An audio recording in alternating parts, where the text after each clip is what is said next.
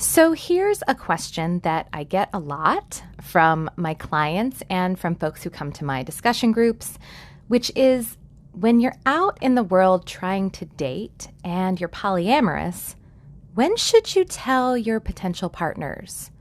Should you put it prominently on your dating profile? Should you tell them in those first few messages back and forth? Should you wait until the first date or wait even more until you get to know each other? And is the answer different based on whether you're solo poly or already partnered? I have some thoughts, you know that I do, and I will tell you on the other side.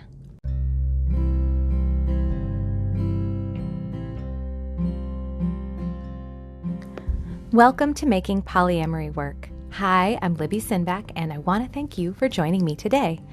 I'm a queer polyamorous mom and a relationship coach, and I'm here to help you if you're feeling stuck, if you're struggling, if you want your relationships to be more nourishing, more functional, more authentic, and full of love. On this show, we go deep into what actually makes polyamorous relationships work, because relationships are at the core of our well-being as humans.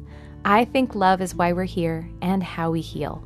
I'm really looking forward to the conversation, but I also want to apologize that I totally missed putting out Thursday's episode. I don't know if you noticed, but that did happen, and I just have to be honest and say that my first week back after the holidays was wildly busy, and it just got in the way of me getting this episode out. I'm a new podcaster, and it's just me making these, so I'm still working out the kinks in my process, and I really appreciate your understanding. Some other announcements real quick. I'm doing some traveling in the early part of this year. I'm going to Poly Living in Philadelphia, Winter Poly Wonderland in West Virginia. These are some really cool events, and now's the time to solidify those plans if you're coming, because they're in February. Also, February 29th, I'll be in Atlanta teaching a relationship transitions class. And then later in the year, I'll be at Southwest Love Fest in Tucson in April, and also RelateCon in Boise, April 24th through the 26th. Also, if you're in the DC area, I haven't forgotten you. I will be resuming my monthly discussion groups at GSD Work Club. I decided to take January off, but February 12th will be there, and we will be talking about the anatomy of trust. Okay, that's all the announcements for now, so let's carry on the conversation. So I'm not going to hold back my answer for you. My answer to anyone who asks me, when should I tell my potential partners that I'm polyamorous, is always the same. The answer is, for me, as soon as possible. What that often looks like for a lot of folks, and what I encourage, is to put this information prominently on your dating profile, or at least in an initial message before you meet. Or if you're meeting the potential partner not via a dating app or website, I encourage you to tell them when it's clear there's interest, but before you go on an actual date. Okay, that's it. That's all I have to say. End of episode. Go forth and tell everyone that you're going to go on a date with that you're polyamorous. Okay, I'm just kidding. I know it's not that easy. So some of y'all may have heard this advice before, or maybe you've considered doing this, but something about it is making you uncomfortable or uncertain, and so you have held back.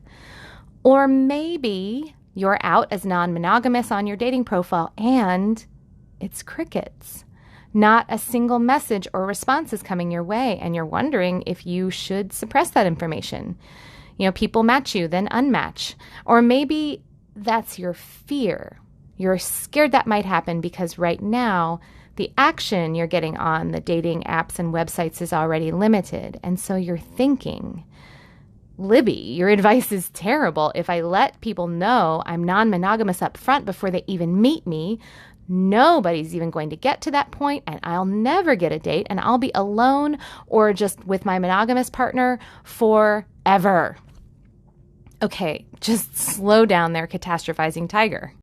So I get that you may not take my word for it, that the best thing to do is be upfront about your polyamory, especially if you are right now listening to this and you haven't tried that already and you're feeling resistant to it. And I totally want you to do what feels right for you and do what will get you to where you want to be and help you find what you're looking for. And yet, I am pretty non-nuanced on this particular advice to be open about your non-monogamy to potential partners, because I think doing otherwise is not only unethical, but also it doesn't work. It's ineffective. So I'm going to lay out my case for you. First, I want to address that outness is not equally safe for everyone, and I know that. Some folks who have sensitive jobs or who live in a small town or have various other factors in play might not feel like it's safe for them to have on the internet both a picture that clearly identifies who they are and have it clearly stated in their profile that they are polyamorous or non-monogamous. I live in a government town where you can't throw a rock without hitting someone with a security clearance, so I really do understand the need for privacy. And the apps are basically public to anyone who is on them. I remember a while back when someone found Julian Assange's OkCupid profile and shared a link to it on Twitter. And I'm embarrassed to say that we were like a 99% match. I don't know what that says about me. I didn't message him, so I would never know. Okay, anyway. But so I get that if you're in that position where you can't risk being outed because of your dating profile, that you might not want to put anything that identifies you and identifies that you're polyamorous on a dating website. I get it. And I'll own up to the fact that I'm actually not much on the apps anymore. I've never actually had a Tinder profile, although I have used it and looked at it, and I'm familiar with how it all works. And so I can understand why you would want a picture of yourself on there, because when you're swiping, that's the first thing that you see is a picture.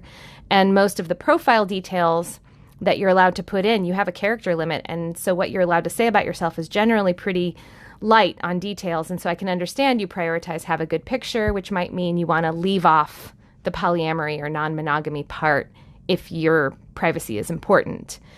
My dating app of choice is OkCupid, which does allow you to put more on your profile so that, you can focus on the text and less on the picture. But I know that even OKC these days has a picture-based swipe feature that it pushes you to use.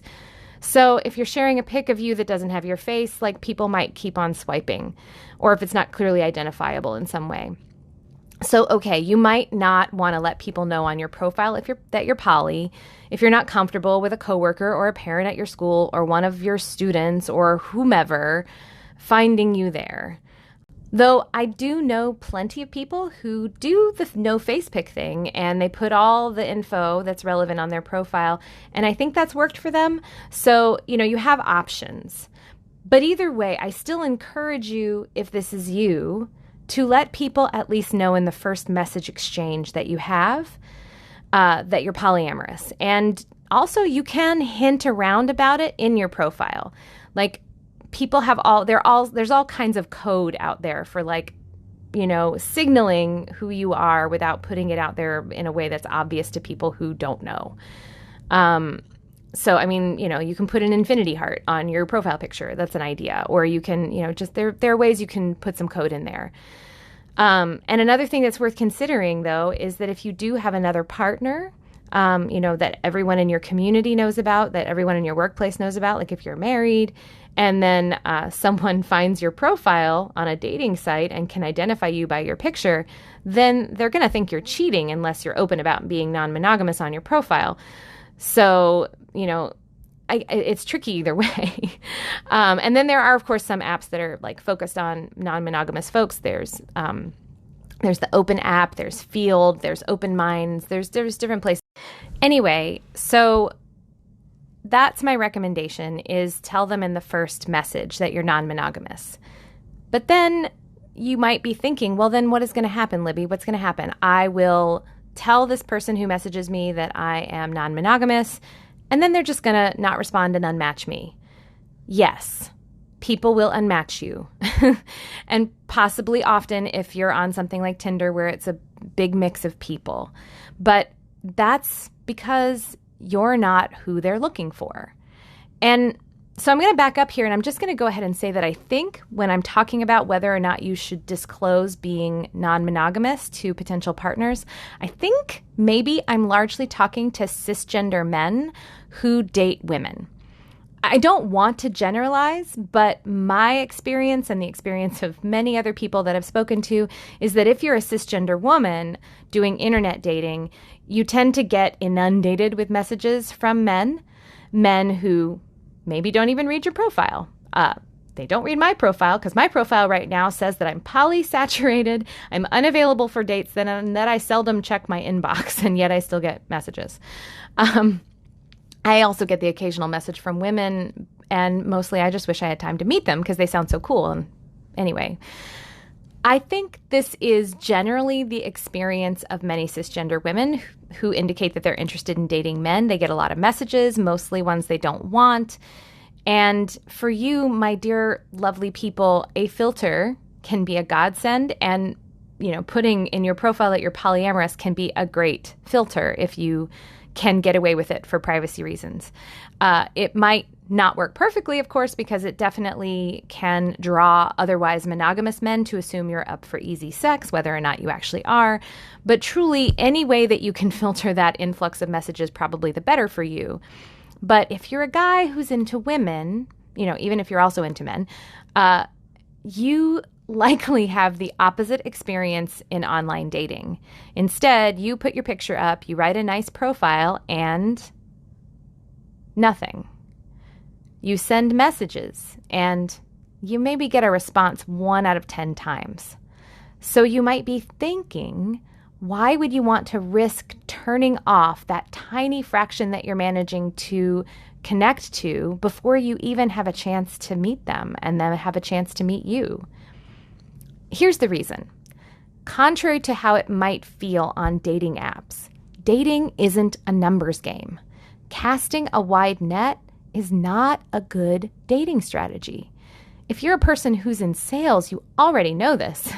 Your goal when you're trying to market a product is not usually to appeal to as many people as possible, but instead to figure out a very specific niche of customers that you will appeal highly to, and then focus all of your attention on that. And dating isn't that different.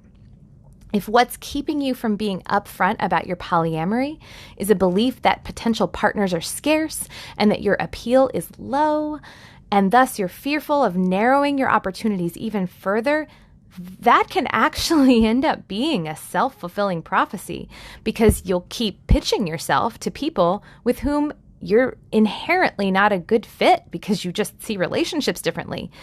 You might get a few dates in, but then it will likely become clear at some point that you're not a good fit, and you come out as polyamorous and they say, no, this isn't going to work for me. And then you're going to further believe that potential partners are scarce and that your appeal is low.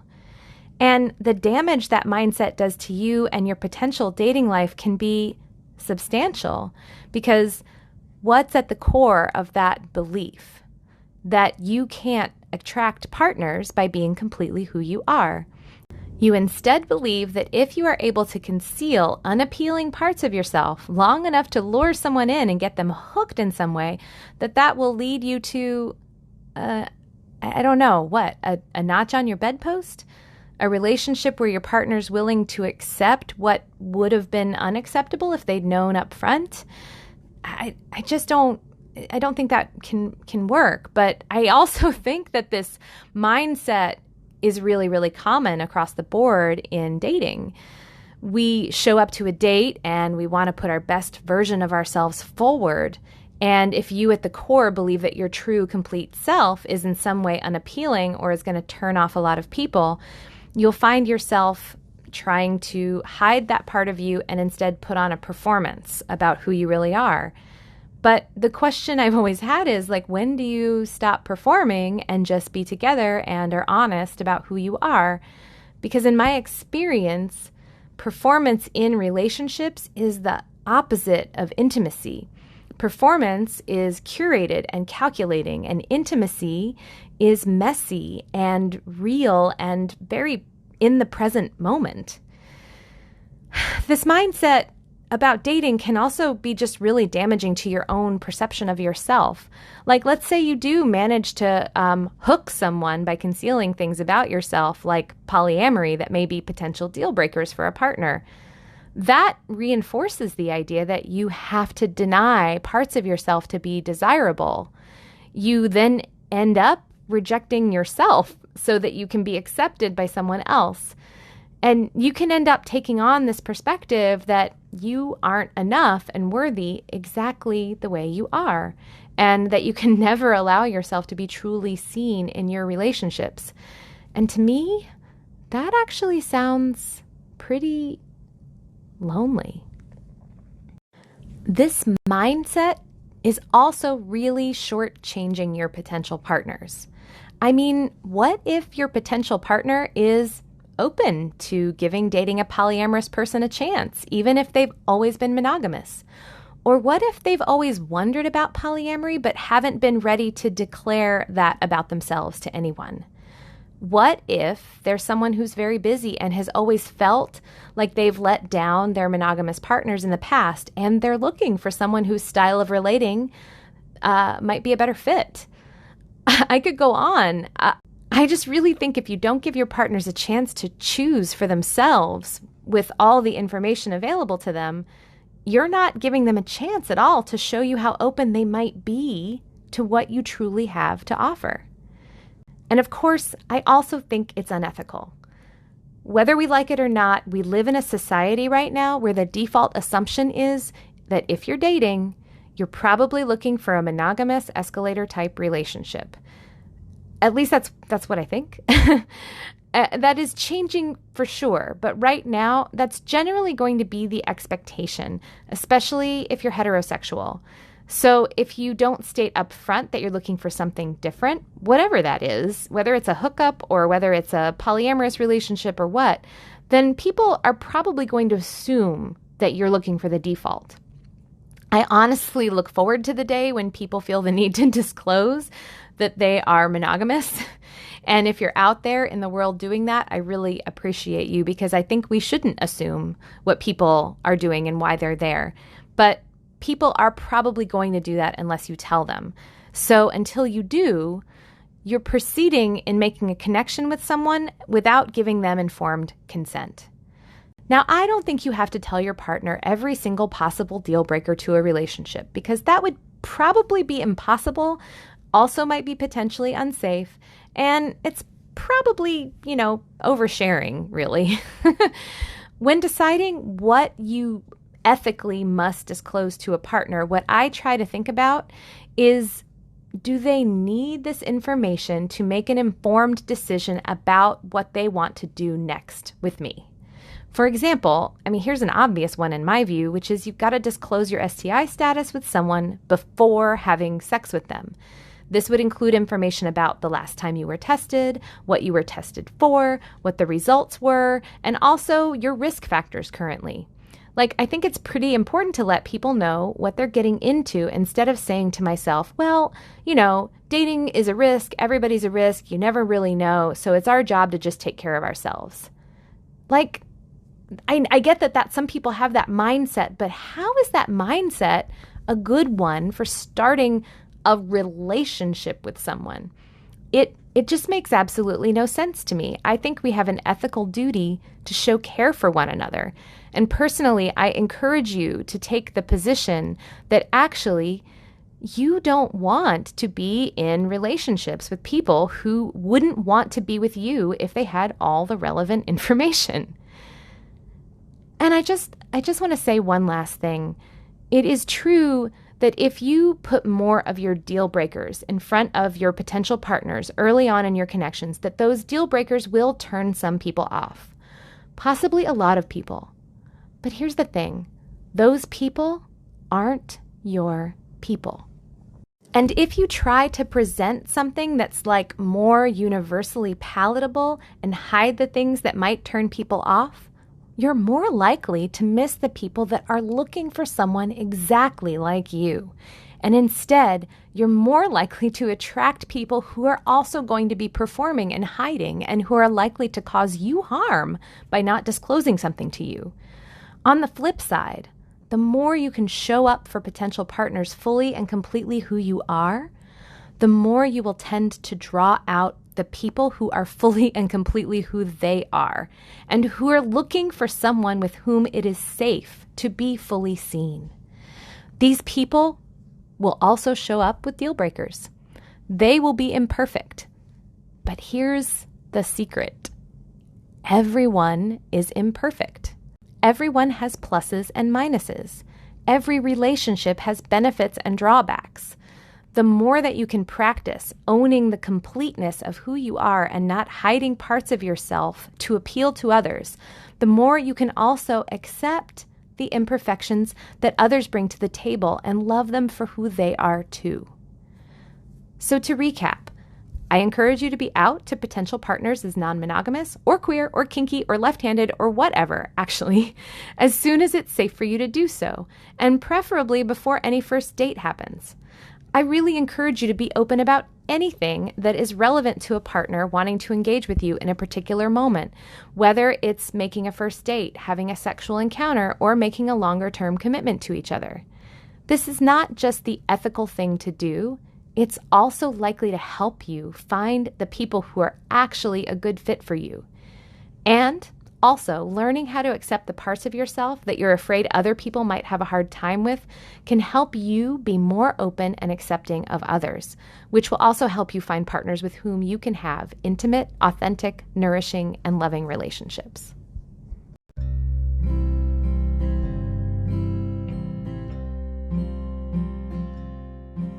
Thank you for joining me today.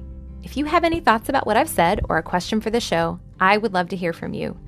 You can reach me on my website, libbysinback.com, or at libby@libbysinback.com.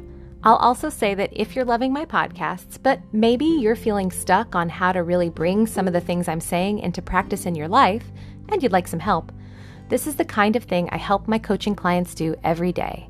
If you're interested, I'm offering my podcast listeners a free introductory session with me to see if coaching might be a good fit for you. There's a link in the podcast description for you to sign up, but slots are limited. If you love this podcast, please share it with your friends, networks, Facebook groups, etc., and make sure you subscribe too so you don't miss an episode. It would also be a really big help if you left a review or a comment on iTunes because it will help more people find the show. Thank you so much for being with me today. I'll see you soon.